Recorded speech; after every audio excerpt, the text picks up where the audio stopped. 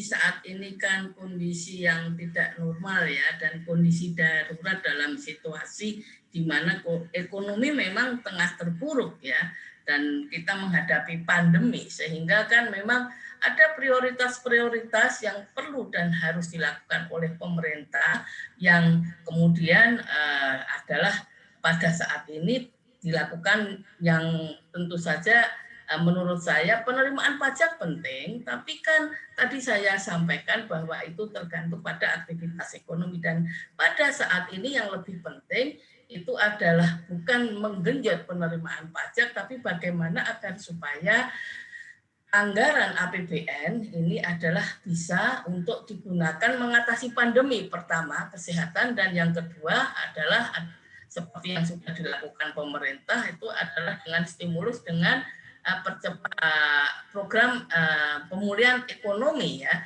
dan saya kira banyak yang sudah dianggarkan, diprogramkan oleh pemerintah, meskipun memang implementasinya masih sangat terbatas.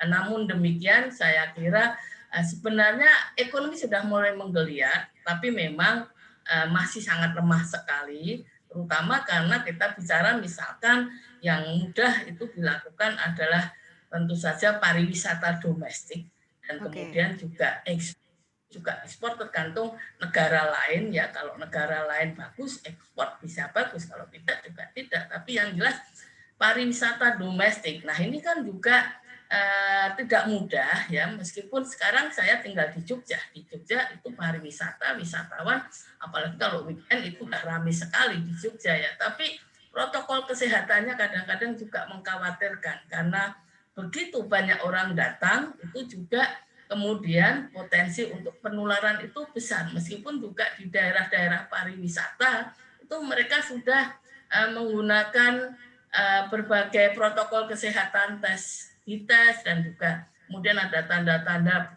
porsi yang boleh duduki dan tidak. Tapi kalau yang datang memang juga tidak mudah, apalagi juga belum tentu semuanya kemudian selalu memakai masker ya, sehingga memang jika mudah untuk bisa terutama menggerakkan ekonomi, karena kalau ekonomi bergerak itu otomatis penerimaan negara juga akan meningkat. Tapi kalau dilihat dari sisi tax ratio-nya kan sebenarnya persoalan penerimaan negara dari sisi fiskal kan memang sudah sering terjadi defisit begitu ya. Tax ratio kita juga penerimaan pajaknya agak sedikit tidak maksimal, kurang optimal pun juga sering terjadi. Apalagi sekarang kondisinya pandemi begitu ya. Apa yang harus menjadi pembelajaran begitu mungkin ya, supaya tahun berikutnya mungkin kita bisa lebih genjot lagi begitu, yang bisa dilakukan oleh negara secara keseluruhan, Bu Sri? Saya kira begini, kalau kita cermati fiskal Indonesia sejak dulu sampai sekarang, ini selalu defisit ya. Kita tidak pernah tidak defisit ya, meskipun dulu pernah pakai utang itu dimasukkan ke dalam penerimaan pembangunan. Jadi sebenarnya kita adalah selalu defisit.